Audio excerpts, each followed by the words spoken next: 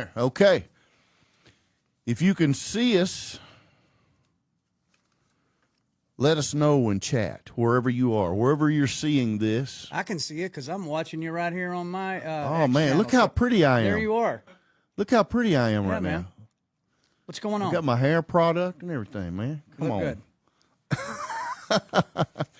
Man, thank you so much for doing this, John. I'm glad to do it. I'm glad you're doing it. And it's important for patriots, especially in the music world, to be independent and have enough gumption about them to do what you guys are doing at Based Records. I've been watching you and supporting you, and to do a podcast like this where you can hear from musicians down on Music Row that aren't being controlled by the big label. That's a good thing you're doing. Imagine that. Music artists singing and talking about things they actually believe in. You know, you and I are both historians of country music. We're both songwriters, dedicated our lives to becoming as great as we can writing songs. And the only way you do that is to get to understand the shoulders you're standing on, right? Absolutely. Where you came from, who did it prior to you, and you study those people. Like, that's our curriculum, is to go back in and you know, look at the greatest of the greats and then try to match them, or maybe one day even beat them on one level, maybe not, but that's the goal. And I think that in the record industry, a lot of times the artists, some of them care about what came before them.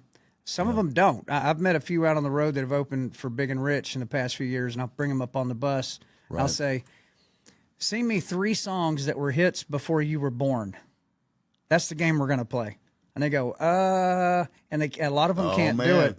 And it's a disservice to them, really, that they don't know how great it was before them. Well, it's a different mentality, I think, too. Today, you have a mentality that everything new is the new it thing, and the idea of learning from someone and actually being like a sponge and getting knowledge from the people who come before you is a different thing. You know, I talked about this the other day. I had a conversation about how you're talking about just the music industry compared to, let's say, you know, political, you know, the people in charge.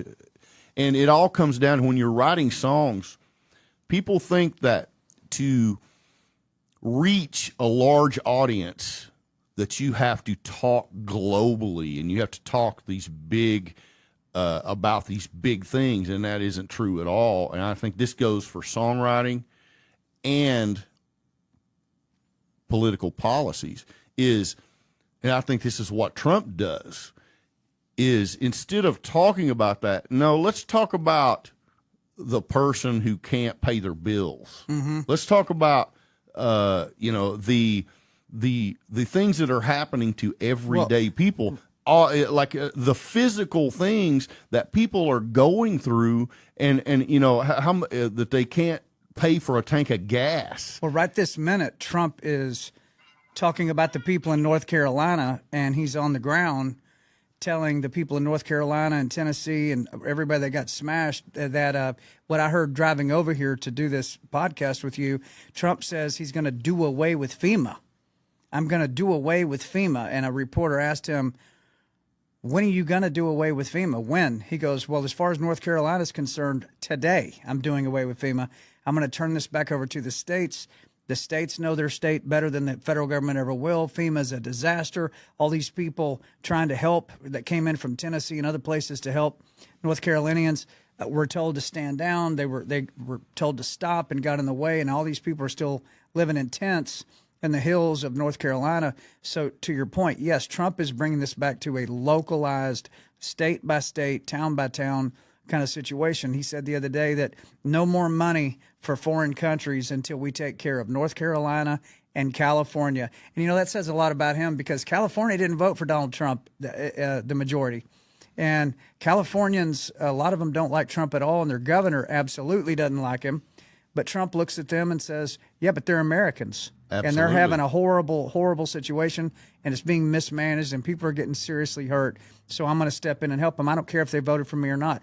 A lot of politicians say that. If I become the president, I'll be the president of everyone, not just who voted for me.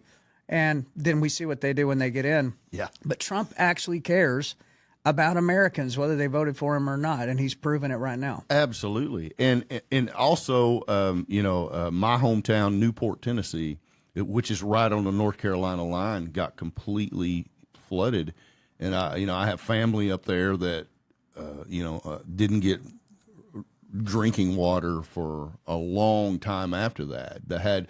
There was just the fact that, and now we know it's documented that people from FEMA literally said, we're not going to help these people because they had Trump signs in their yards. I mean, and that's not conspiracy theory. No, the FEMA not at all. workers said, no, that's what we were told. And they said, why were you told that? And they said, because we were told they could be combative towards us if we approached them because they're Trump supporters and we're working for Biden. That was the reason. Well, that's not a reason, number one. And I don't think you're going to see Trump saying, hey, when you go to California now, if you see a Biden-Harris or a Harris-Wall sign, don't go to that house. They don't like me very much. He would never say that. He would say if they're upset, find out what they're upset about and fix the problem. They are Americans. They're taxpayers. Absolutely. And the thing about the Trump supporters is they're probably already out there helping people. Probably so. But there, you and I are friends with a lot of Democrats. There's a lot of liberals on Music Row. Some of them are the wackadoo version. Some of them absolutely are. Some of them are running record labels right now. But then some of them are not. And some of them are, normal-minded. They would help you with a flat tire if you had a Trump sticker on your truck. They wouldn't faze them at all. There's a lot of good, regular-minded Democrats out there, and I think right now they're coming around to the idea of realizing, hang on a minute, we have been being extremely mistreated by the Democrat Party for a very long time. Look at California right now. There's a lot of people saying, like big-time liberal voices saying, that's the last time I'm voting for a Democrat. I went, what? I guess your house burning down while a fire truck sits on the road and can't get any water out of the hydrant. Maybe that's got their attention now. It's unfortunate. Don't you know that's because of climate change, though? Right. Well, and so they're all looking at that and going, okay, yeah, enough with the nonsense. My house is on fire. Right. Pain is the ultimate alarm clock. Unfortunately, the human condition requires us, all of us, to go through pain before we actually get the point. It's like telling the kid, son, don't touch the stove. It's going to burn your hand. You can tell him that 100 times, but until he lays his hand on that burner and feels it one time, he doesn't 100% believe you're telling him the truth. And so pain, actually, as bad as it's been in 4 years, has been a great alarm clock for a lot of people. Absolutely. Going back to the climate change thing, climate change didn't close down 4 dams. Climate change didn't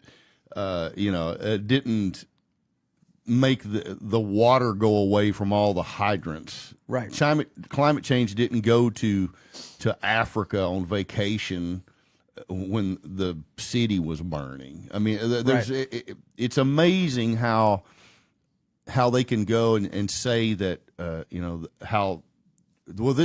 it's just talking points every time, and it kills me when like I said before, it comes down to just real people, and now real people suffered because of their policies. Because of their lies. Because of their lies. Right. Exactly. They're just lies. And so now I think all of a sudden, Obama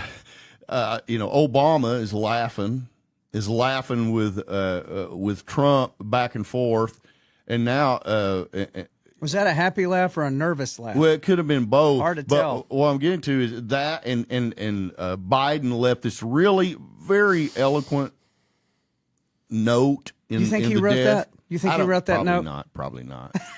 But I will say this. What I wish Trump would have said on both of those, wasn't I Hitler 2 weeks ago? Good point.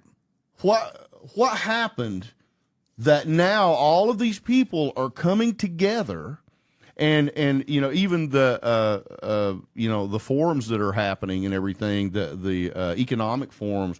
Now everyone is coming together with Trump. Now we have Zelensky and Putin coming together. Said, hey, and the reason is they know he means what he says.